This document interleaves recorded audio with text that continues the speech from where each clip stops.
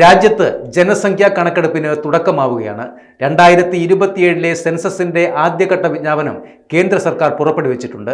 2027 ഭാരതീയ ജനസംഖ്യാ കണക്കെടുപ്പിന്റെ ഒന്നാം ഘട്ട വിജ്ഞാപനം കേന്ദ്ര ആഭ്യന്തര മന്ത്രാലയം പുറപ്പെടുവിച്ചു.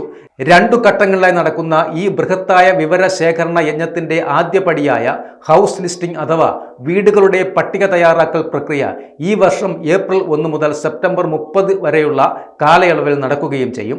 ഓരോ സംസ്ഥാനങ്ങൾക്കും കേന്ദ്രഭരണ പ്രദേശങ്ങൾക്കും ഇതിനായി 30 ദിവസത്തെ സമയപരിധിയാണ് നിശ്ചയിച്ചിട്ടുള്ളത്. രാജ്യ ചരിത്രത്തിൽ ഇതാദ്യമായി പേപ്പർ രഹിതമായി മൊബൈൽ ആപ്ലിക്കേഷനുകൾ വഴി വിവരങ്ങൾ ശേഖരിക്കുന്ന ഡിജിറ്റൽ സെൻസസ് ആണ് നടപ്പിലാക്കുന്നത്. ഉദ്യോഗസ്ഥർക്ക് വീടുകളിലെത്തുന്നതിന് 15 ദിവസം മുൻപ് തന്നെ പൊതുജനങ്ങൾക്ക് സെൽഫ് എന്യൂമറേഷൻ വഴി സ്വന്തം വിവരങ്ങൾ ഓൺലൈനായി രേഖപ്പെടുത്തുവാനുള്ള സൗകര്യവും വിജ്ഞാപനത്തിൽ ഉറപ്പു നൽകുന്നുമുണ്ട്.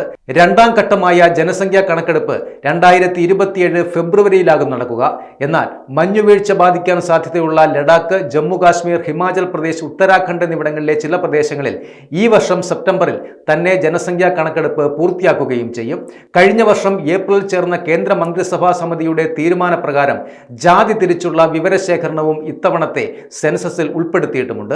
ഏകദേശം 17,718 കോടി രൂപ ചെലവ് പ്രതീക്ഷിക്കുന്ന ഈ പദ്ധതിക്കായി 30 ലക്ഷത്തോളം എന്യൂമറേറ്റർമാരെയും ഉദ്യോഗസ്ഥരെയുമാണ് നിയോഗിക്കുന്നത്.